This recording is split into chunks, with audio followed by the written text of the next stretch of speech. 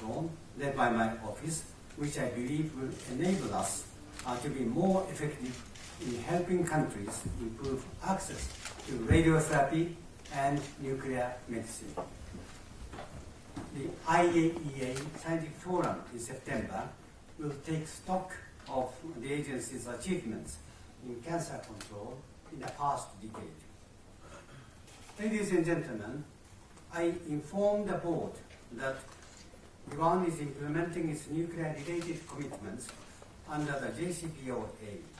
It is essential that Iran continues to fully implement those commitments. The agency continues to verify the non-diversion of nuclear material declared by Iran under its safeguard agreement.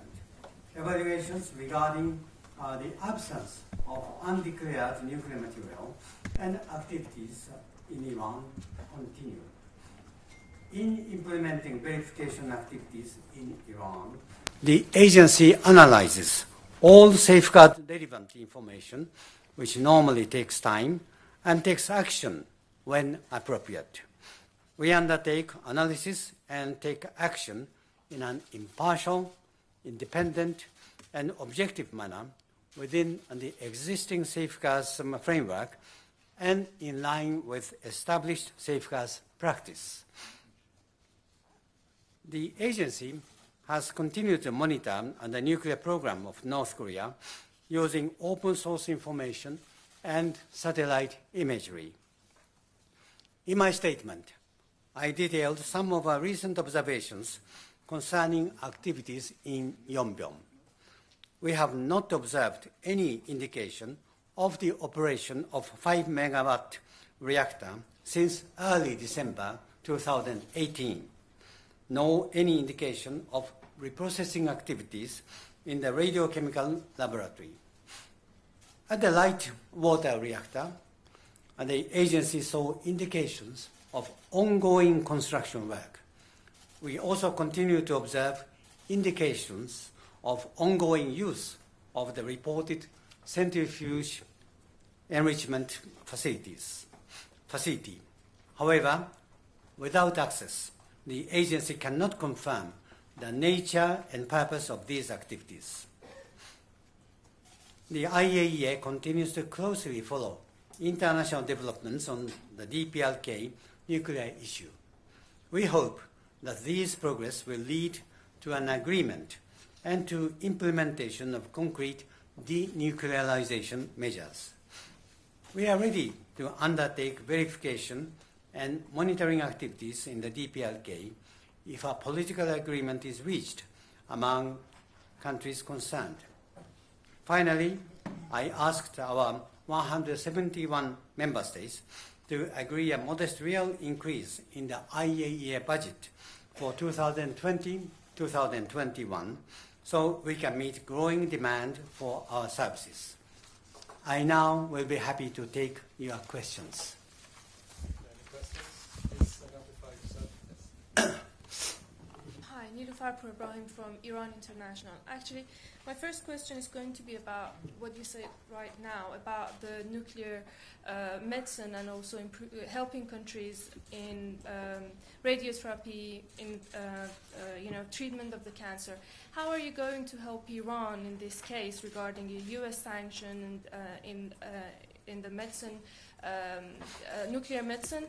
The other question is about the PMD in Iran's case. Is there any possibility that the IAEA going to open that process again? First question is that we are now reforming the PACT program for action for cancer therapy division, and we are taking one house approach to assist the countries to strengthen nuclear therapy and nuclear medicine. And in that framework, we are willing to help any country to address the difficulties. On the PMD issues, there was a resolution until the end of 2015, and I do not speculate anything for the future. We are now tasked to monitor and verify the JCPOA, the nuclear-related commitments made by Iran, and we are monitoring and verifying its implementation. So for the PMD issues, I do not speculate. Any other questions? Hello, Homolensky from Press TV. My first question regards your comments that you made in late January, and I'll quote, you said that if attempts are made to micromanage or put pressure on the agency in nuclear verification, that's counterproductive. Am I correct in assuming that this relates to the issue of verification in Iran? And if so, can you give us any kind of elaboration? Also, if I may, Mr. Araghchi from Iran had a meeting with you also during that time, and he said that one of the issues that he discussed with you concerned some kind of pressure on the agency or efforts to manipulate Iran's cooperation with the agency. If you could just make some comments about that. Thank you. During my reception in January, I touched upon the micromanagement and the need to avoid micromanagement. But I did not have any country or any individual or any issue specific in mind. This is rather a general statement. I believe that the credibility of the IAEA is a very strong asset. And we can maintain this credibility only when we operate in an impartial, independent, and objective manner. And there has been clear demarcation of work that our policy-making organ, Board of Governors, is in charge of political issues, and the IAEA Secretariat is in charge of implementation. So I sensed that from time to time it is useful to remind this historical demarcation of work. And regarding the meeting with Mr. Araghchi, it is the practice of the IAEA not to disclose the content of the diplomatic exchange.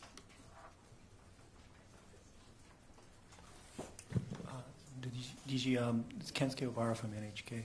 Sir, I have two questions. The first question is, what is your thoughts regarding the outcome of the recent U.S. DPRK summit, and has your prospects risen or lowered of the IAEA's, I would say, role in the denuclearization process?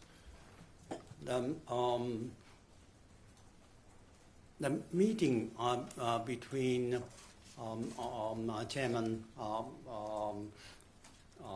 Kim Jong-un and President Trump is a political meeting, and we do not intervene in political issues. And we are in charge of verification and monitoring when we are requested. So we have been following this development very closely. We expect that agreement will be reached and concrete steps will be taken. But other than that, we don't have any observation or comments. Sir, my second follow-up, sorry. Yes, second what? A follow-up question is that after the summit, the DPRK high official actually made a press conference, and he clearly stated that regarding Yongbyon, they were ready to collaborate with the U.S. government experts or U.S. experts for, I would say, the denuclearization process. It seems that they weren't really clearly mentioning about the IAEA, but what is your, I would say, assessment on this comment? We have not heard directly, and the agreement was not reached, so it's difficult for me to comment. There was no agreement, and I haven't heard anything directly, so it's difficult to comment. But it is my view that any nuclear-related commitments need to be verified. And if our nuclear-related commitments needs to be verified, the IAEA is best placed to verify and monitor such commitments as the only multilateral verification body in the world. Jonathan Tyrone with Bloomberg News. DG Amano, we've seen reports that Saudi Arabia has laid the cornerstone for its first research reactor and is pursuing the extraction of uranium from phosphate. What is the status of safeguards in the kingdom, and has it rescinded its small quantities protocol with the agency or begun to negotiate an additional protocol? We have the safeguard agreement between Saudi Arabia and IAEA, and it is the small quantity protocol based on the old text. I am appealing all the countries to rescind or amend the small quantity protocol based on the latest one. And just to follow up to that then, yes. Given the country's declaration last year that it could pursue nuclear weapons, how is the IAEA shielding its technical cooperation from proliferation concerns? And along that line, would an additional protocol be necessary before the agency assists Saudi Arabia to produce nuclear materials that it wouldn't necessarily need in a turnkey reactor purchased from abroad? We are recommending all the countries to conclude and implement additional protocol. And all the countries, of course, include Saudi Arabia. And for the time being, we have the safeguard agreement between Saudi Arabia and IAEA, and nuclear material placed under IAEA Saudi Arabian safeguard agreement stay in peaceful purpose. But, sorry, you didn't answer the question. How does that impact technical cooperation when it comes to requesting assistance for the extraction of uranium from phosphates, which the Saudis have said specifically they want to accomplish, and which is something specifically that the IAEA offers technical assistance to perform? Is the IAEA open to helping Saudi Arabia currently extract uranium from phosphate in the absence of an additional protocol? To be frank, I'm not aware of that specific project, but my general knowledge is that that is not subject to the implementation of the additional protocol. Okay, thank you. Any other questions? Yes. Setsuko Inaki with Nippon TV. In the opening remarks, you mentioned a couple of activities that you have observed since November, and among them was that activities around reported uranium facility. Can you clarify that the IAEA in the past has reported 2 sites? In October report, for the first time, I believe that you also mentioned through the open source uranium enrichment facility near Yongbyon. And of course, there's a uranium enrichment facility in Yongbyon as well. So near Pyongyang and then near Yongbyon. Now, when you talk about this today's statement, which facility are you referring to? Yongbyon. Okay, the one in Yongbyon. Thank you. Any other questions? Albert Otti, DPA, German Press Agency. A follow-up. Has the IAEA observed anything at the other suspected enrichment facility outside of Yongbyon? As I reported in my report in August, last August, the IAEA agency has evaluated all safeguard relevant information, including satellite imagery and open source information about a group of buildings within the security perimeter in the vicinity of Pyongyang. the size of the main building and the characteristics of the associated infrastructure are not inconsistent with a centrifuge enrichment facility. And the timeline of construction is not inconsistent with the reported uranium enrichment program of the DPRK.